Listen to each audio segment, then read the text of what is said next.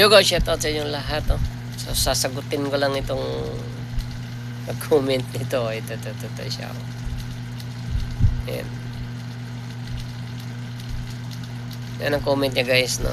At medyo palagi po akong nakikita ng mga comment na yan dito sa bagong issue kay Jones TV kasi nga binabantaan siya. So lagi ko nakikita yung pangalan ni Saldo dito sa comment section.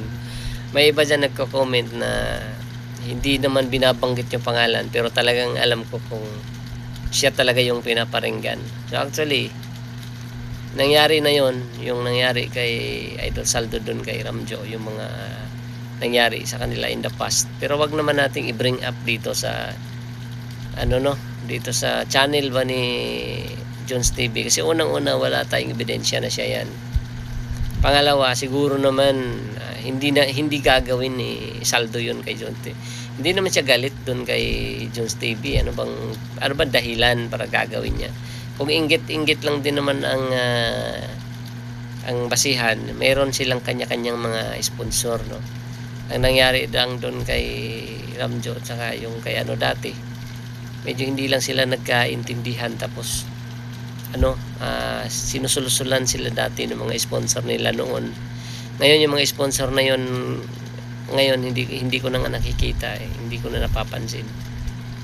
So lang yun, dala lang yun ng mga sulsul ng mga sponsor ba, yung chismis ganun. So nadala yung damdami ng bawat isa, lalo na yun si Saldo kasi medyo bata pa isip doon, kaya hindi pa naman maedad yung mga wala pang 30 yata yun si Saldo. So nadala lang yun sa ganun, pero pagdating dito naman na yun, wala na yun. Kumbaga lipas na yung issue na yun ni Saldo at saka ni Ramjo. Ang akin lang, wag naman nating i-bring up dito sa issue ni Jones TV na merong nagbabanta, merong nagsasabi sa kanya na yung tawag doon, na siya, aabangan siya tapos papadalhan ng tao. Halata mo naman ang tao na kung totoo talagang may balak na ganun, yung gagawa ng ganun, kasi sa spelling pa lang ng taong to hindi na marunong magsulat, no? Parang alam mo yung parang walang kamungmuang sa mundo ba yung pagsusulat niya, no? Ganun, ganung klaseng tao, no? Tapos gumagamit pa ng iba't ibang account para lang makapagbanta. Nang titrip lang yan. Kaya kayo mga subscriber na Jones TV, kung ayaw ninyo kay Saldo Mix Vlog, wag ninyong pagbintangan kasi mahirap yun. Sasabihin niyo siya tapos hindi pala siya, o pagka sinisiraan niyo yung tao, hindi naman yan isip bata si Jones TV para maniwala sa inyo.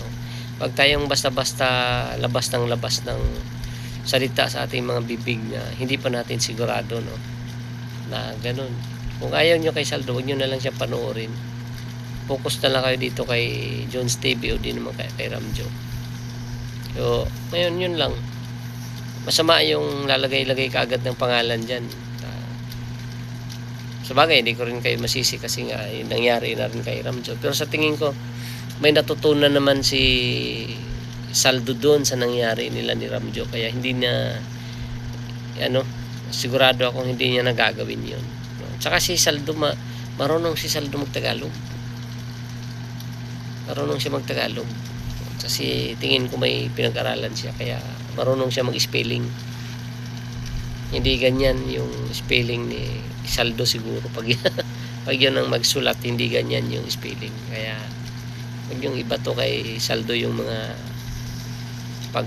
yung mga nangyayari kay Jones TV, kasi hindi naman niya siguro na magagawa yun. Siguro dati, dahil nga sabi ko nga sa inyo na sulsulan sila ng sponsor. Kasi kung titingnan mo yung kanilang issue noon, mga halo-halo na nagkaroon sila ng emosyon, lalong-lalo na si Saldo, nagkaroon siya ng emosyon sa sarili niya na dahil doon sa udyok din ng sulsul ng kanilang mga sponsor noon. Mga chismis hanggang sa nauwi sa ganun. Mga paratang na hindi maayos hanggang sa yun ang away. Pero ngayon kay Jones TV, tingin ko naman hindi ganun. Talaga nagtitrip lang yung tao na yan.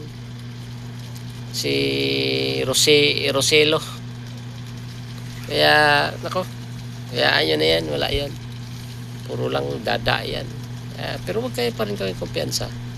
Tuwing aalis kayo, kailangan magdasal muna kayo, tapos alerto lagi, no? Ganun lang, simple. Yun lang, guys.